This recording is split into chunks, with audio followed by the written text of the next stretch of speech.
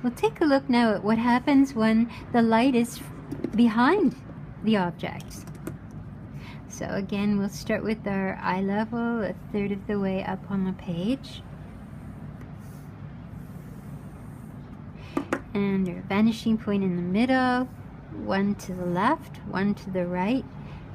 We're going to determine that we're not going to go out too far so that or too large, so that our vanishing points left and right will appear large and far away. We want them to be far apart as we can get them to appear to be.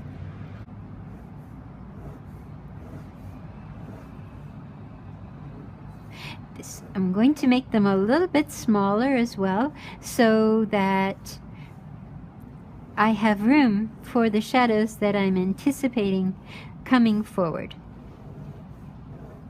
closer to me.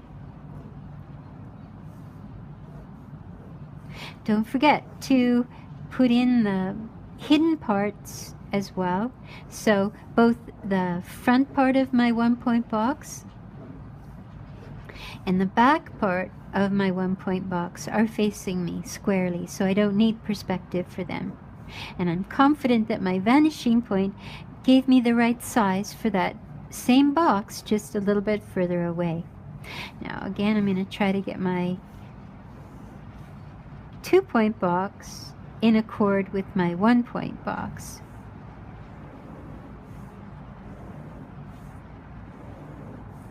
And it doesn't really matter whether you bring your lines from the vanishing point to the corner or whether you do it the other way, from the corner to the vanishing point.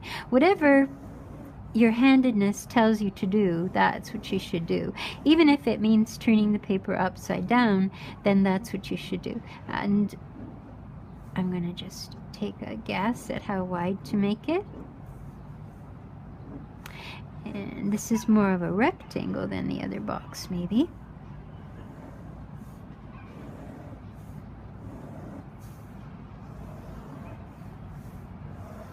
And I'm closer to the eye level, so the top of the box is more shallow.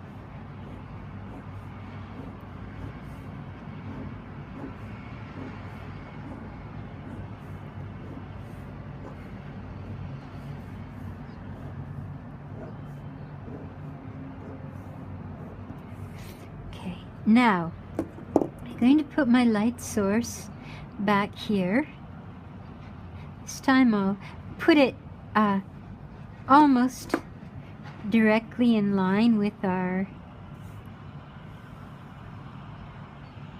That's the other thing. It doesn't really have, the placement of the light doesn't really have anything to do with the vanishing points for the space or the boxes. That's completely independent. Okay, this should be my blue dot, and that's my light source there. So I always like to go to the farthest edge, the farthest corner, because it's easier to see. It's easier to see that angle than this one, which is almost directly in line with it. That's more difficult to see. So now, same process, I go through here.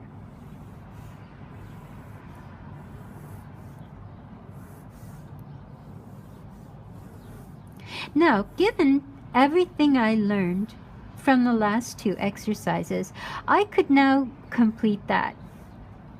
And because I know this is a shadow for that, so I would draw it straight.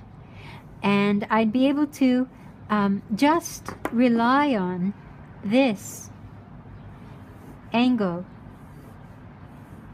to give me the next place to go.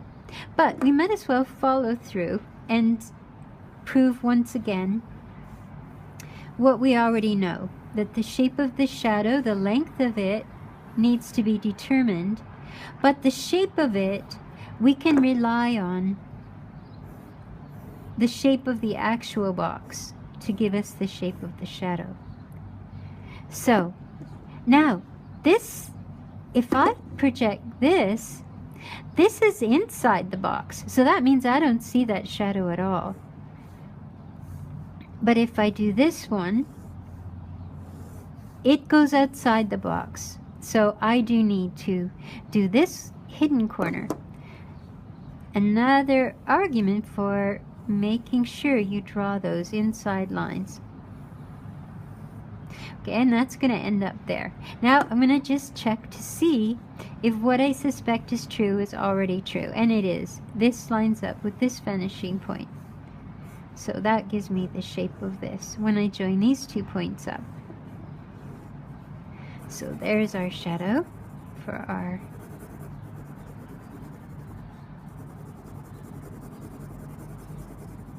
and this would be our shadow side of the box, always connected to the cast shadow.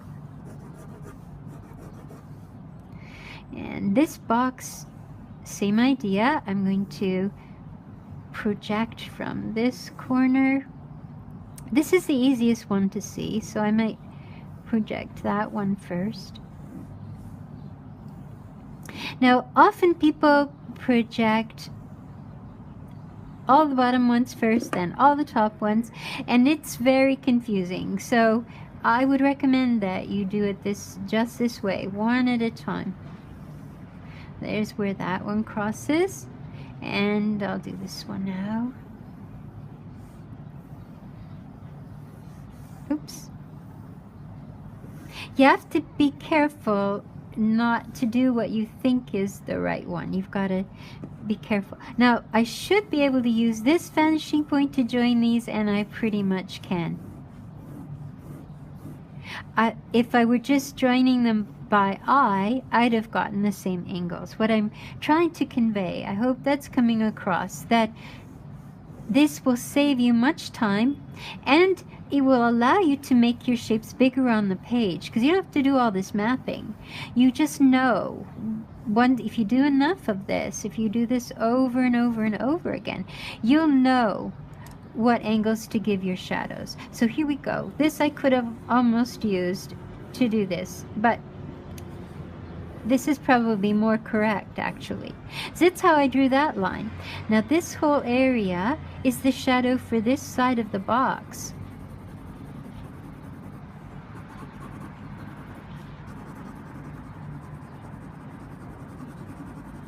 And this is the shadow for this side of the box, this area here.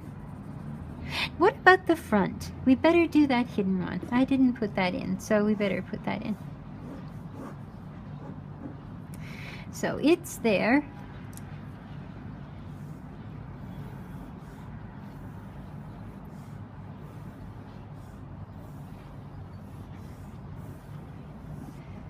And if I use this point to go through there,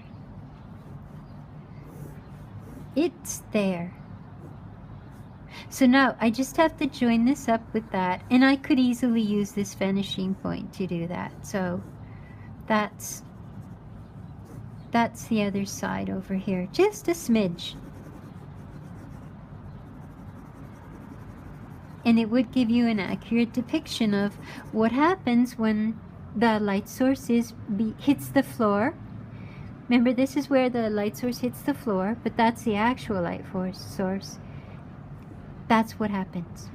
And this, of course, is all lit up. That's why this isn't in shadow. This one isn't facing the light, not even obliquely, so that's why it's considered a shadow. But when you rendered it, you would render it a middle value, so that you'd have enough contrast to bring this to life.